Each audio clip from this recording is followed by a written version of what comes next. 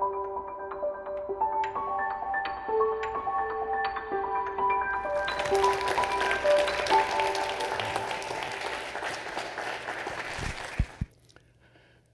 evening.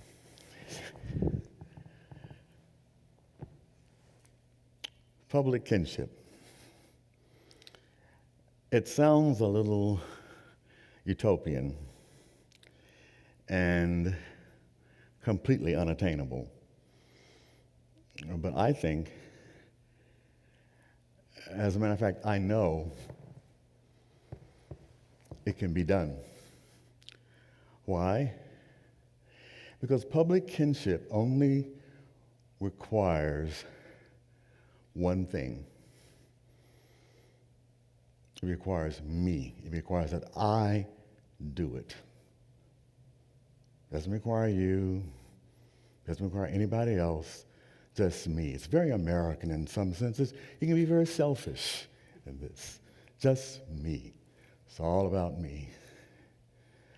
Now, what does that mean exactly? Well, let's put it like this. I have come to realize that in America today, we're in a particular situation where we need to learn how to be with each other.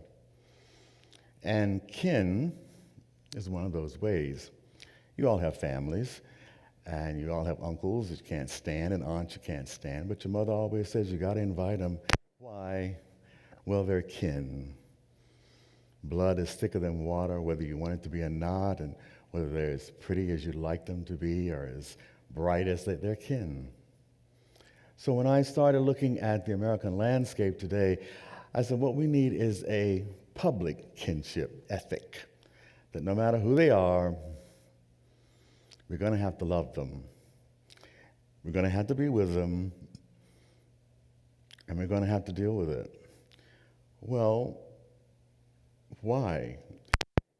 If you think about it in very calm ways, you become convicted, as I was, by the wonderful work of Martin King, who said something in he said many things in his letter from a Birmingham jail.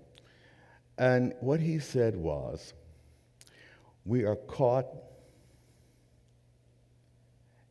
in a web of mutuality. He went further to say, I'm paraphrasing, I hope I'm getting it right.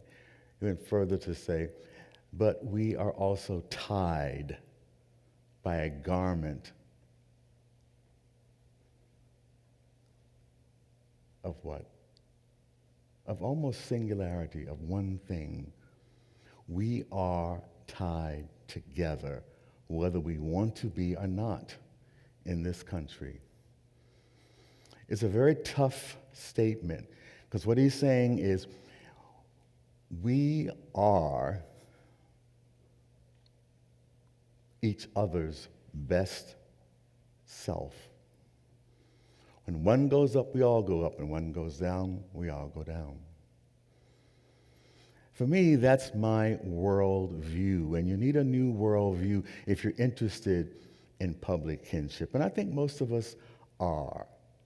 We're probably tired of what's going on at the present time, so we need something else to think about.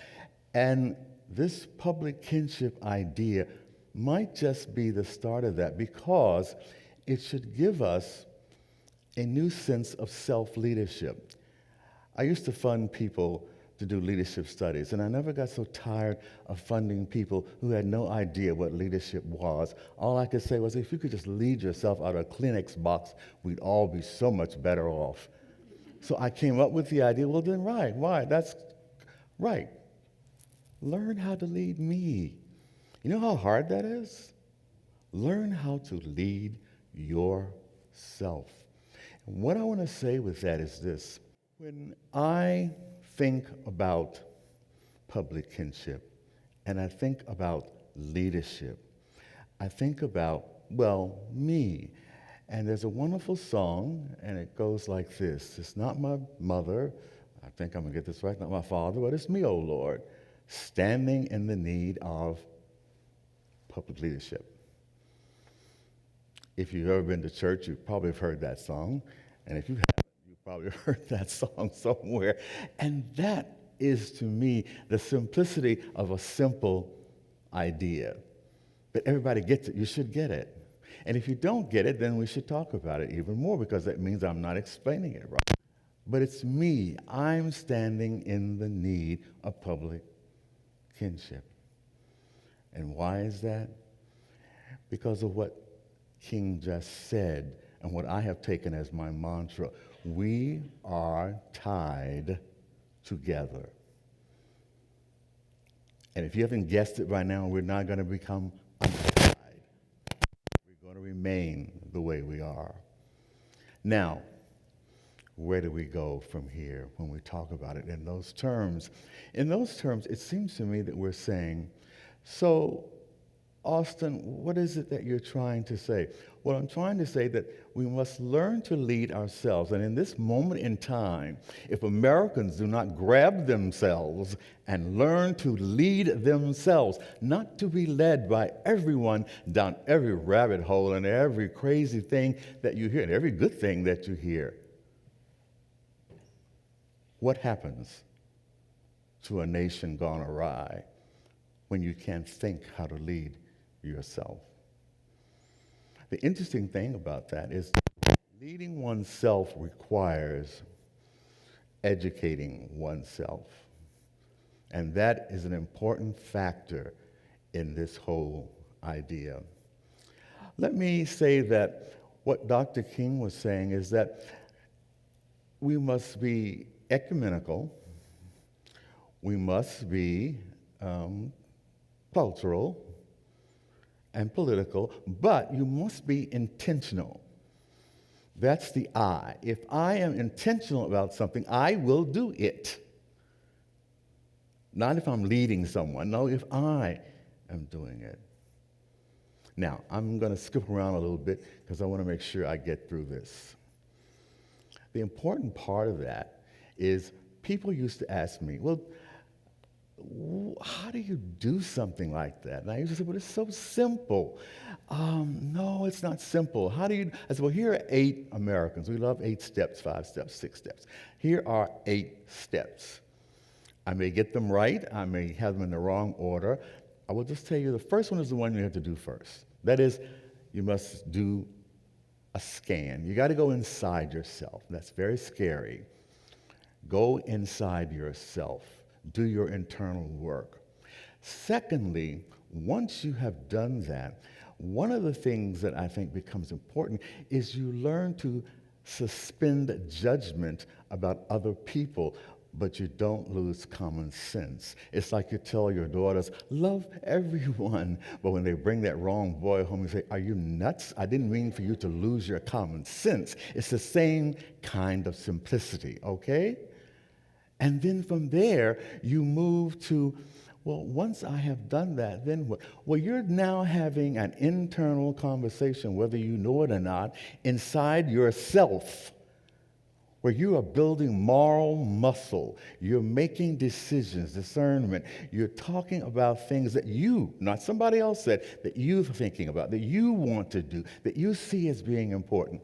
I'm going to move along. But that's the important part of this whole public kinship idea, that you do this internal conversation. Once you do this internal conversation with self and you build the muscle for your moral mind, then you can start to take a stand with issues and things. And you can work with other people. And once you do that, you start to connect. You connect with people and you participate. Or you participate and you connect. I always get those confused. But they go together. Anyway, connect, participate, whatever. Now, those are the last. It leads you right into accepting our common culture, which we Americans are going to have to do very quickly. We all share a culture. We must talk about that. There is a wonderful book by Michelle Sobel, and in that book she talks about the things we made together. She's talking about 18th century African Americans and Europeans, and the things that they made together. There's so many wonderful things. We all know them when we see them, when we dance to them, when we eat them, when we go to New Orleans or to Tex-Mex, all the things that we do that combine the wonderful ideas of ethnic groups in this country that are combined, that are ours. I'm an Italian. You might not think so, but I am. I love things Italian. Why not? Why can I not say that? Why can I not claim all of those things? They are mine. They are my heritage as much as West African heritage is their heritage. Once we get comfortable with that, then we are moving to the building of common culture, but we are more than that. We are about to go into claiming all. Father Merton said something so wonderful. I love Thomas Merton. He said he was at the corner of 4th and Walnut in Louisville. And in Louisville, it's about the best thing you could probably happen in Louisville. I'm from Bowling Green, Louisville. And he said he looked up at all those people and he said, these are my people. He had an epiphany. These are my people. Everybody on this street, you got to have that epiphany. These are my people. They're just like that uncle. They're all my people. Now, I've gone through the little steps. I'm going to now tell you a civic story. And if you were listening and I give you the exam, you're going to be able to pick out all the little pieces that I just said. So here's the story. I took my 13-year-old son many years ago to the Amazon jungle. I thought it'd be a wonderful experience for him, and I was able to arrange it. We got there. We were with 3 other tourists, 2 men and their boys, and a woman and her daughter. And we started out into the Amazon jungle from Manaus. We were sailing down the Rio Negro and the Rio Salaramis. And as we get further into it, the kids decide to jump off the top of a boat and into the piranha-infested waters. I told my son, no, indeed, you can't do that. And of course he started, yes, you know how kids can do this, and you're even in the danger of it. And Paulo, who was our guide, said, no, it's no problem. If he has no cuts or bruises, he can do it. It's not going to be an issue. I said, no, but my wife will kill me. You can't jump off the top of a boat in these waters and do that. He said, you trust me, I will take care of him. So he jumped with him. They had a wonderful time. They swam. They just had a ball. I was just scared to death the whole time. They got back into the boat, and by the time they finished this one heart attack, we were then into the little cove where our base camp would be in the Amazon. Well, it was wonderful. We all got out. We started getting ready for the next morning. The next morning, we started out machetes. We all had on our best outfits that we had bought at every camping store in the world, bandanas, hats, just right on. And so as we move into the jungle, a troop of monkeys go in front of us, and there's singing of birds, and everything is just beautiful. I am very happy that I had done something so completely out of character for me, because even though I was born in the country, I'm a city person. I was born out of the wrong place. I had no business being born in the country. I should have been born in New York City. I wasn't. I was born in Kentucky. So there we were in the middle of the jungle. And we cleared the little place where we were going to have our camp. We set up camp, we pulled banana leaves down, huge ones, and made lean-tos, and we were ready, and we made a little fire, and then Paulo says, I have to go back to base camp for just something. It won't take long. Keep the fire going. Fine. It didn't take long for my 3 friends, who I'd just begun to know, I didn't know them really, said, we are going to go night fishing. Would you like to go with us? I said, no. I do not wish to go night fishing with you. Well, will you keep the children? I said, yes, I will be here. If you want to keep them, I will keep the children. So off they went, night fishing. There was a brook right beside where we were camped. I knew they knew nothing about night fishing. There wasn't even a thought. They were all professors, sorry professors, and like me at the time. So they went night fishing. They said they were going night fishing. And I was there with the children. We talked a little bit. We talked, not a lot, but just a little. So it started to get dark. Well, you know where the story's going. It got darker, and it got darker, And then Paulo returned, smiling. He said, where are the others? We said, well, they went night fishing. He said, what? Do they know how? We said, no. He told us, stay right where you are. Don't move. Keep this fire burning because you will keep the animals away. That's the first time it clicked in my mind that there were wild animals all around us. This will keep the animals away. You must keep this fire burning. Do not move. Stay together. He takes the guide. They go out, and you could hear the clanging of their machetes. Bang! The echoing throughout the place, and he's calling their names. He's calling their names. Nothing. He's calling. He's calling. Eventually, you can't hear him anymore. But what we can hear are all the little critters rocking all around us. And I was saying, put more fire. And all of a sudden, we start to hear this. It could have been a lion. It could have been eventually they told me it was a jaguar. It wasn't a lion, but it sounded like something awful, screaming in the distance, 2 or 3 of them. And there we are, me, 4 children, a huge fire, and activity all around us in pitch black. So we did the best we could. I tried my best. I pictured myself as being Holden Caulfield, where he's standing there and he says, I'm going to stand there and I'm going to hold my arms out and I'm going to catch every child before he falls off the cliff. Well, I was going to catch every one of them before something ate us up, I guess. At the point where I was at my deepest despair, we had sung Row, Row, Row Your Boat. It can only go so far when you're singing Row, Row, Row Your Boat. I hear something, and it's Paulo and my newfound friends. He had found them. They were so happy. They were chatting, and they were blissful. They had had an adventure, in the deepest part of the jungle, which they knew nothing about, but they had had an adventure. Well, Paulo gave them a good talking to, and I gave them a good talking to. The children were just happy to see their parents.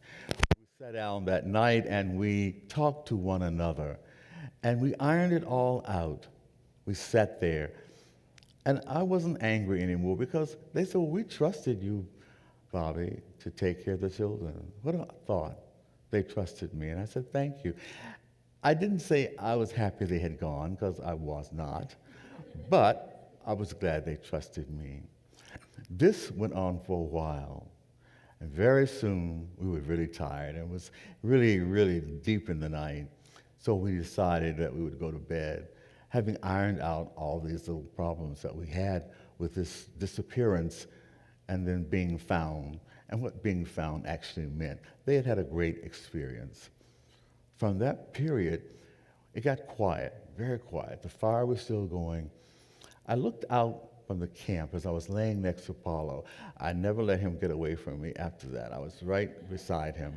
We were laying side by side, and I looked out and I said, what is that light there on the jungle floor? And he pointed up to the black canopy where there was no light and said, that's the moon, and the moonbeam shining through the leaves, and when it hits the ground, it lights up parts of the ground. It was very iridescent, purplish, beautiful light. Well, the moral of my story was this.